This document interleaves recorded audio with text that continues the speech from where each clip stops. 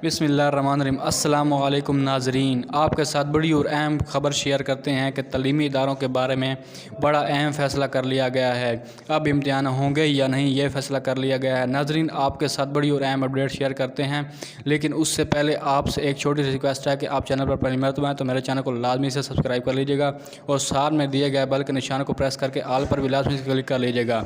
नाज़रीन, इम्तिहान का नया शेड्यूल भी जारी कर दिया गया है। नाज़रीन, ताज़ा तरीन और अहम अपडेट के मुताबिक पाकिस्तान में कोरोना की तीसरी लहर दाखिल हो चुकी है, जिसकी वजह से बच्चे सब भी मुतासर हो रहे हैं और पाकिस्तान की जानिब से नई हिकमत अमली तैयार कर ली गई है और वज़ीर तलीम पंजाब की जानिब से अहम ऐलान कर दिया गया है। नाज़रीन, ताज़ा तरीन और अहम अपडेट के मुताबिक वज़ीर तलीम मुराद रास की जानिब से अहम ऐलान कर दिया गया है। स्टूडेंट्स को इसके हवाले से आगाह कर दिया गया है।